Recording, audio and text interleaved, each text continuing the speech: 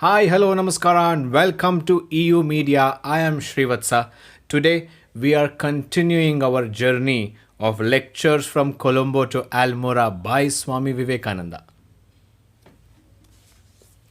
So, as we are going through the journey of lectures from Colombo to Almora by Swami Vivekananda, there has been a lot of request has been coming down to read out some more books on Swamiji, and as well as there are a lot of other requests as people are requesting us to read and recite in the language of Kannada and as well as Hindi. We will ensure that EU Media is promising that we are going to come out with lot many books as a recital program under this EU banner. So very soon we will be launching another book in different languages. The recital will continue. As Swamiji always said, the Vedanta should spread across the world. That is the strength of Indian philosophy. So today, let us read out the lectures from Colombo to Almora, episode number 8.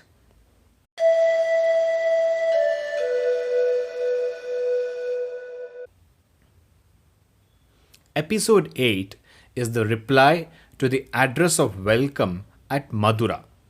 Currently, it is spelt as Madurai. The Swami was presented with an address of welcome by the Hindus of Madura, which read as follows.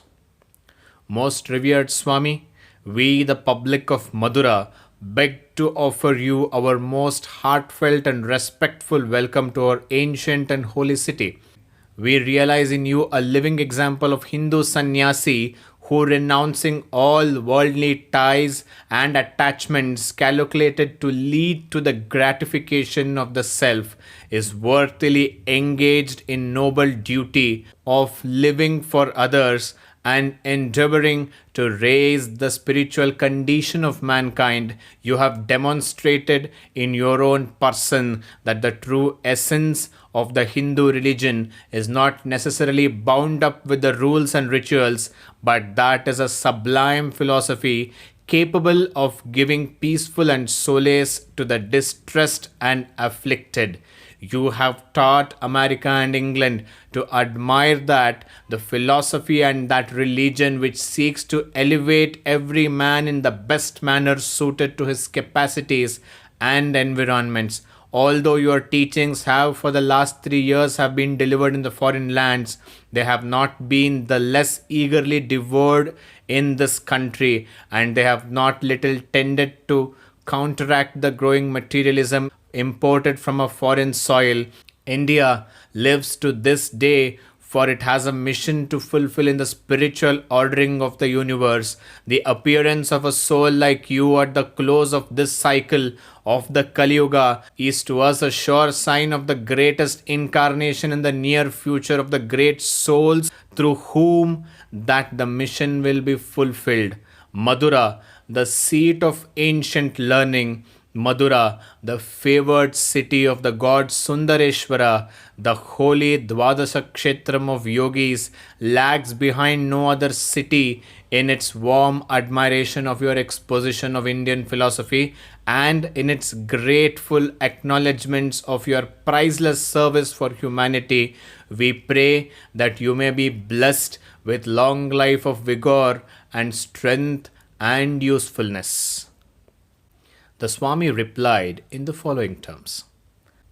I wish I could live in your midst for several days and fulfill the conditions that have just been pointed out by your most worthy chairman of relating to you my experiences in the West and the result of all my labors there for the last 4 years. But unfortunately, even Swamis have bodies, and the continuous traveling and speaking that I have had to undergo for the last 3 weeks made it be impossible for me to deliver a very long speech this evening.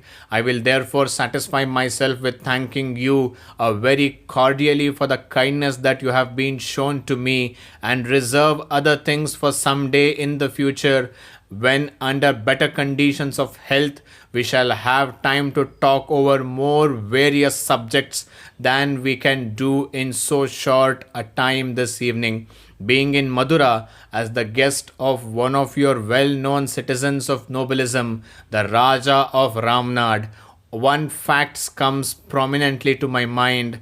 Perhaps most of you are aware that it was the Raja who first put the idea into my mind of going to Chicago, and it was he who all the time supported me with his all heart and influence. And it was he who all the time supported it with all his heart and influence. A good deal, therefore, of the praise that has been bestowed upon me in this address out to go to this noble man of southern India. I only wish that instead of becoming a Raja, he had become a sannyasi, for that is what he really is fit for. Wherever there is a thing really needed in one part of the world, the complement will find its way there and supply it with new life. This is true in the physical world as in the spiritual. If there is a want of spirituality in one part of the world, at the same time that spirituality exists elsewhere, whether we consciously struggle for it or not, and that spirituality will find its way to the part where it is needed and balance the inequality.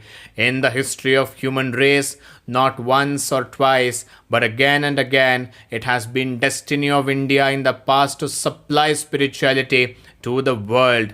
We find that whenever either by mighty conquest or by commercial supremacy, different parts of the world have kneaded into one whole race and bequests have been made from one corner to the other.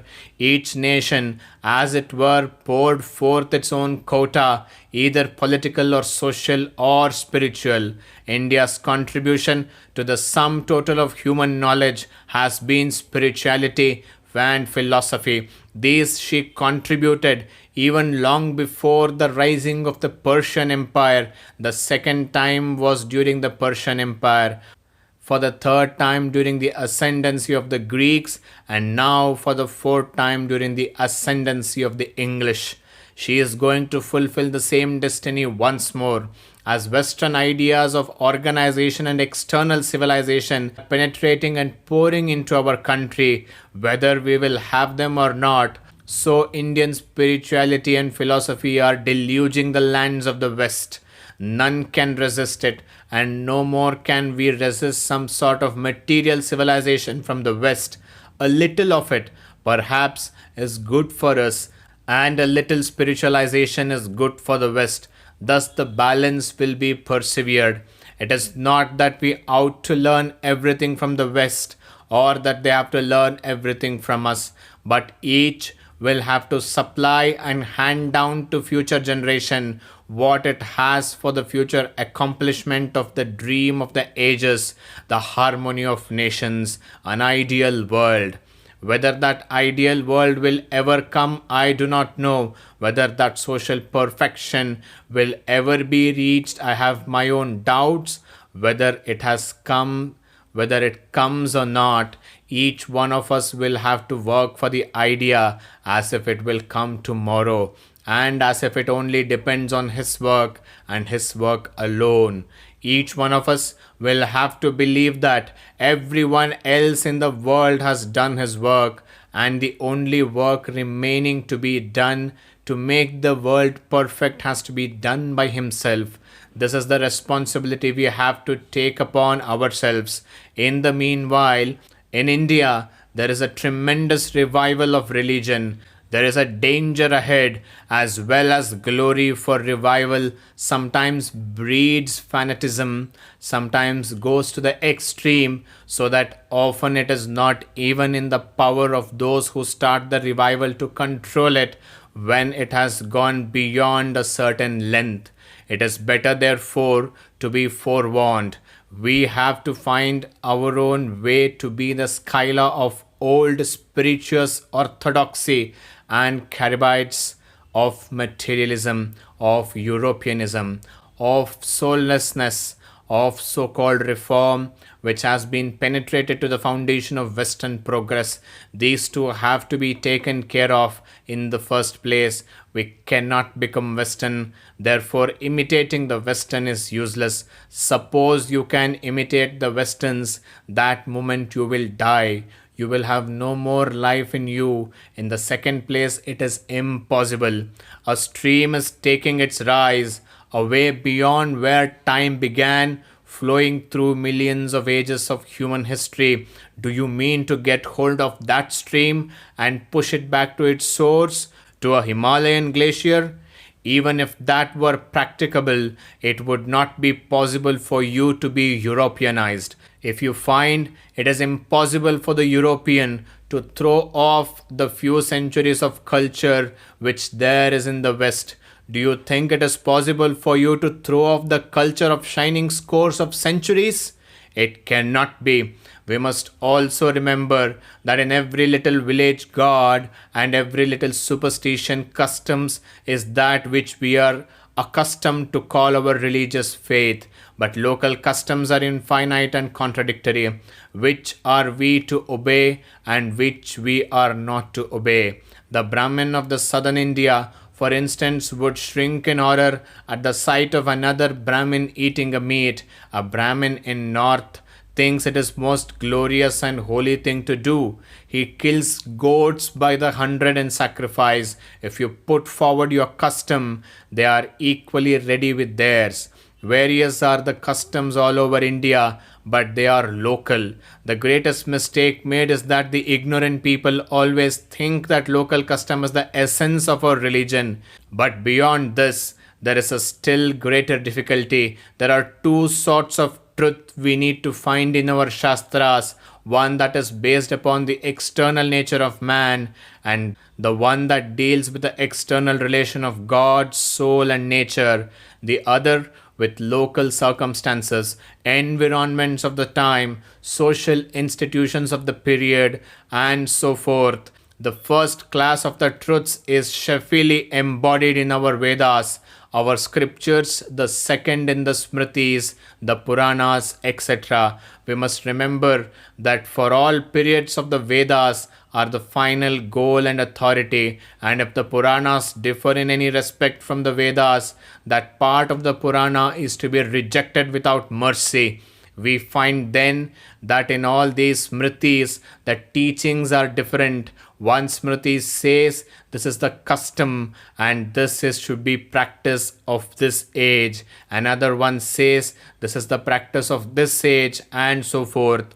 This is the achara which should be the custom of the Satya Yuga, and this is the achara which should be the custom of the Kali Yuga, and so forth. Now, this is one of the most glorious doctrines that you have. The eternal truths, being based upon the nature of man, will never change so long as man lives. They are all time omnipresent, universal virtues.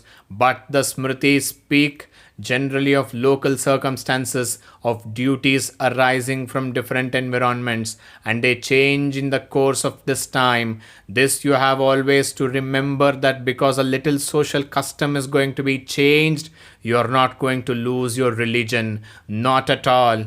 Remember, these customs have already been changed. There was a time in this very India when without eating beef, no Brahmin could remain a Brahmin. You read in the Vedas how when a sannyasi, a king or a great man came into a house, the best bullock was killed. How in time it was found that as we were an agricultural race, killing the best bulls meant annihilation of the race. Therefore the practice was stopped and a voice raised against the killing of cows. Sometimes we find existing then what we now consider the most horrible customs. In course of time, the other laws had to be made. These in turn will have to go and other Smritis will come. This is one fact we have to learn, that the Vedas being eternal will be one and the same throughout all the ages, but the Smritis will have an end. As time rolls on, more and more of the Smritis will go, sages will come, and they will change and direct society into better channels, into duties, and into paths which accord the necessity of the age, and without which it is impossible that great society can live. Thus, we have to guide our own course, avoiding these two dangers, and I hope that every one of us will have breadth enough and at the same time the faith enough to which understand what that means, which I suppose in the inclusion of everything and not the exclusion. I want the intensity of the fanatic plus the extensity of the materialist, deep as the ocean, broad as the infinite skies. That is the sort of heart we want. Let us be progressively as any nation that ever existed, and at the same time as the faithful and conservative towards our tradition as Hindus, Hindus alone how to be. In plain words, we have first to learn the distinction between the essentials and the non essentials in everything.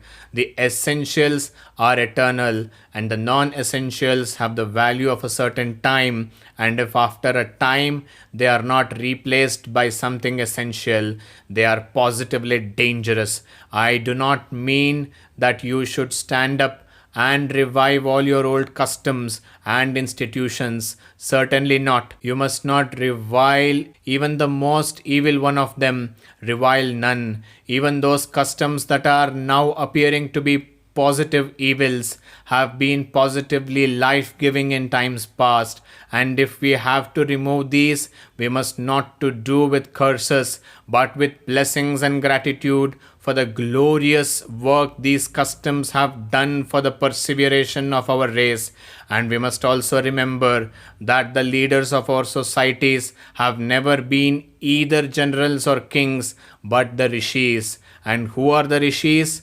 The rishis, as he is called in the Upanishads, is not an ordinary man but a mantra drashta. He is a man who sees religion, to whom religion is not merely a book learning, nor an argument, nor speculation, nor much talking, but actual realization, a coming face to face with truths which transcend the senses. This rishihood, and the rishihood does not belong to any age or time, or even the sects or caste. Vatsayana says truth must be realized, and we have to remember that you and I and every one of us will be called upon to become rishis, and we must have faith in ourselves. We must become world movers, for everything is in us.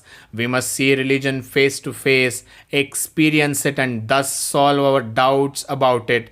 And then, standing up in the glorious light of rishihood, each one of us will be a giant, and every word falling from our lips will carry behind it the infinite sanction of security, and before us evil will vanish by itself without the necessity of cursing anyone, without the necessity of abusing anyone, without the necessity of fighting anyone in the world. May Lord help us, each one of us here, to realize the rishihood for our own salvation and for that of others. This was Swami Vivekananda's speech in Madura. We will see you with more episodes in coming week. Stay tuned.